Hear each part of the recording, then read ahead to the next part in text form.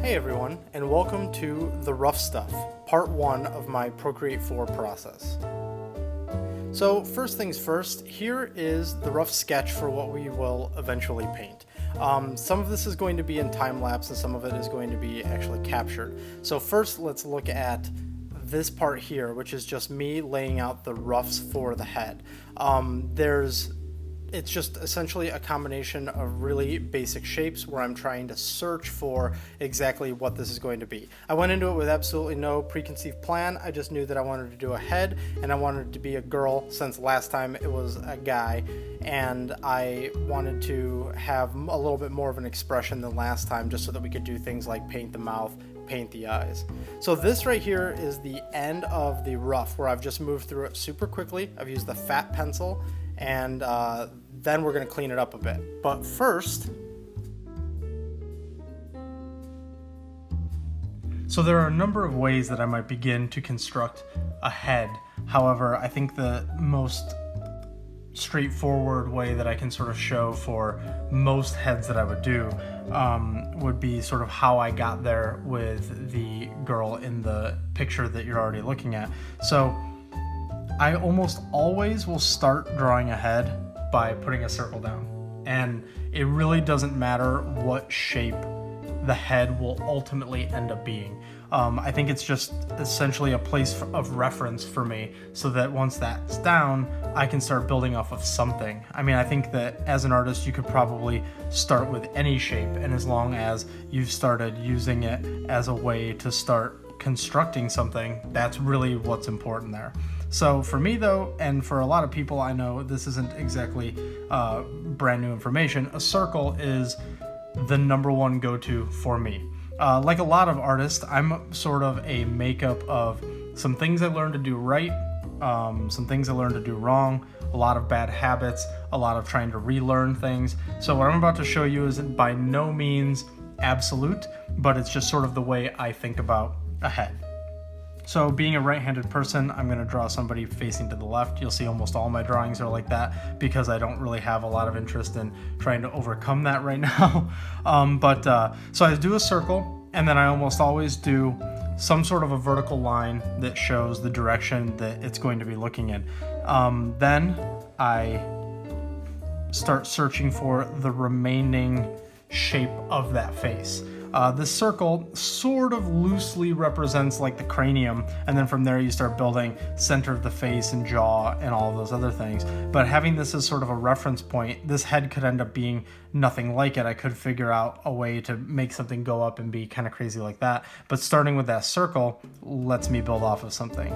Now, just to keep it loosely in the same way that I have the person in the main video, then I will add an ear. A lot of these are just about building a frame of reference. You do the same thing when you're drawing just about anything. You start putting stakes in the ground in order to try and determine where you're going to start building next. So now that I've got that, which by the way, I'm drawing this at quite an extreme angle to try and get around the tripod. So if this starts looking kind of wonky, that's my excuse. So we've got this, just put in a neck right now to start making it look obvious as to the direction I'm going with this. And then a major anchor point for me is almost always the nose. So I will put a nose in. So you can see I'm sort of graduating in anchor points. It's like loose circle to denote the sort of cranium in front of the face.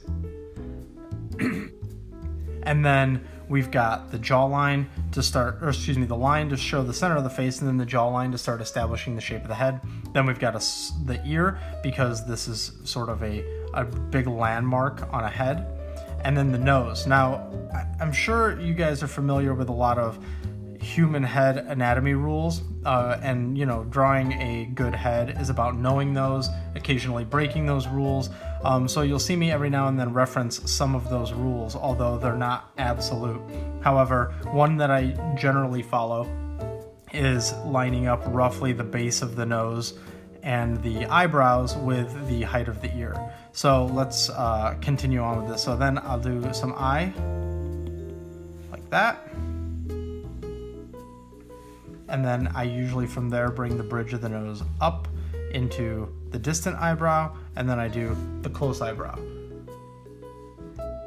Now, for me, this is plenty to start building what all of the details are going to be for this sketch. So if we lower the opacity of this in the interest of starting to clean it up a little bit and give it a little bit more definition from there, because I do a lot of sort of planar stuff when it comes to like the nose, I start identifying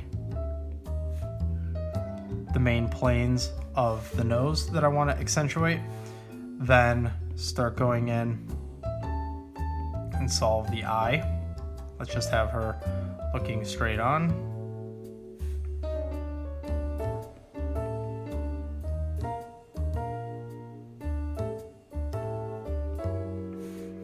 Eyebrow, let's just see, is it going to have any character? Is it going to be a little bit standard? What are we going to do with it? And then see if we can get some more specific anatomy out of some of those loose lines. See, now I've adjusted this jawline over here, so let's pull the ear a little bit over more. Get this in, and then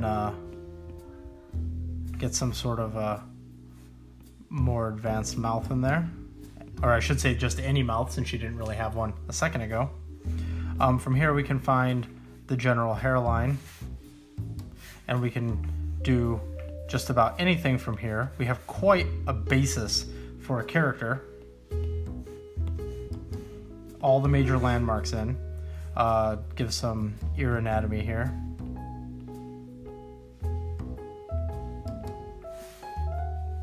Shoulder.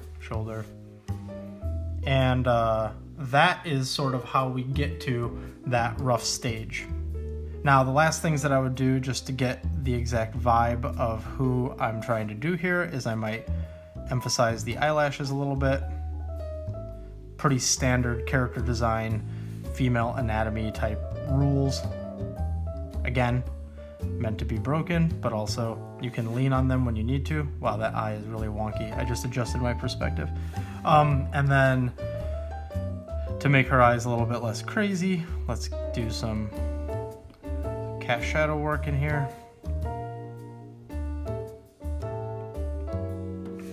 And now we're starting to get to something that we might be able to work with further. And that is how I would build a head. Now, last thing, because I said that I might build a head a different way, but starting the same way, here's another example. Here's sort of a go-to head.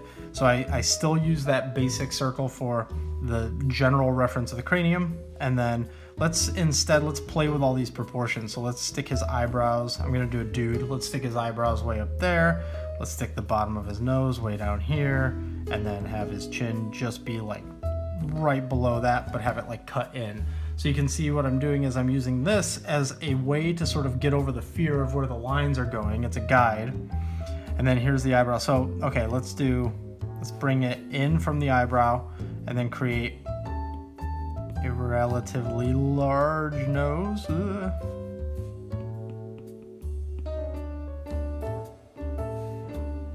Let's get those eyebrows in. We'll have them look slightly on the worried side. Like that. And then I said we'd pull the chin in, so if we're gonna go with a chin that's sort of really in like that, maybe he's got, I don't know, a mouth like this.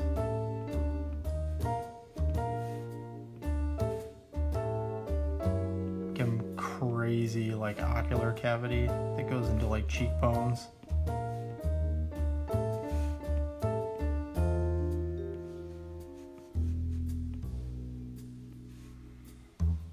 And then big ass ears. And so this head, by no means perfect, is very, very different, but I still started it the exact same way because it's a good way to get references going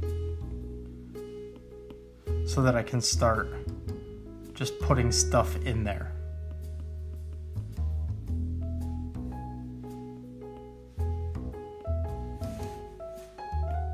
Finish off this just a little bit so he's not totally weird looking, although he is totally weird looking. There.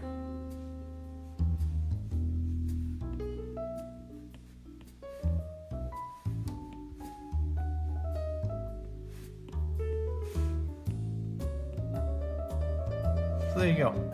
That is essentially how I start to construct a head, although this head I would probably scrap because it's not super great.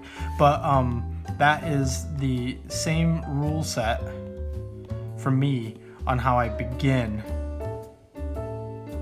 for both of these. Cool, I hope that helps. So now let's get to some direct capture of the cleaning of the lines. So you can see here I've got all these different layers, and that's what I used when I was constructing the rough sketch. And I just want to knock all of them back without merging that layer so that I can start doing clean lines on top. And the easiest way in Procreate is just create a background, a layer that's the same color as your background, so in this case white, and just lower its opacity a little bit since you can't control the opacity of an entire folder like you can in Photoshop. So here I am now on a new layer on top of all of that, where I'm just going in and I'm cleaning this up a little bit. It depends on exactly how rough the sketch was as to whether or not I even do this step. Sometimes when it's just all for me, I don't have to pass it to another artist, or I don't want to keep the lines in the final piece or anything, I might not even do this step. But I thought that since it's something that I do frequently enough, I thought that I would go ahead and include it here. Now the ultimate result of this will be a painted character as opposed to a character that's supported by the lines in any major way. So you're going to see me still keep these somewhat messy. So in my normal terminology, I would say that I go from essentially a super rough to a rough, and then I'm going to be able to use this rough for the actual painting. I started doing a lot of this when I was working on my Pink Hair Girl book a few years ago, because I went from taking finished drawings that I did on paper with usually pencil, ballpoint pen, that type of thing, and I would scan those in, and those would be the girls that I would use as the basis for that book. However, as time went on and I needed to expedite the process a little bit, I realized that I could just knock out a super shitty sketch in Photoshop really fast and work off of that, because it was more of just an implication of what the final render was going to look like. It didn't have to be very precise. So I've since adopted that into my workflow if I totally know that I'm never going to need the lines for anything and it's just going to be a rendered painting. In fact, sometimes it's even better to do it that way than it is to have super clean lines, because then you're not getting really hung up on how precise your paints are compared to your lines. In this case, it's just more about, let's just get the painting done and not worry about accuracy to any type of original notion. It sort of lets the piece live a little bit more in the moment too, which is kind of nice. So at this stage, still just cleaning, you can see there are times where I might change the direction of a shape, or I might slightly embellish something that was only implied, or maybe even leave stuff out because there's lots of loose construction lines. That's sort of the purpose of this, is to expedite the painting process by clarifying all of the details as I move forward. You might also notice that I do a lot of rotating of the canvas when I'm drawing. I think that if you come from traditional media, certainly there's that way of drawing where something's just taped to a drawing board and you sort of work with it that way. But also, you also in casual drawing will rotate your sketchbook, or rotate a sheet of paper, or rotate the table if you have a rotational table, in order to get certain lines better. That's something I just want to point out here that is pretty awesome about Procreate and how free that it is that you can just use two fingers to rotate things and size things. So that way, if you feel like your wrist is struggling with nailing a certain line, you can always rotate things so that it gets into a slightly more comfortable position for you. I personally never really worked with a method where I tape something to a drawing board. I did it a few times in my career for various reasons, but it's not really the main way I ever did anything. So I'm very used to just taking whatever I'm drawing on and rotating the entire thing.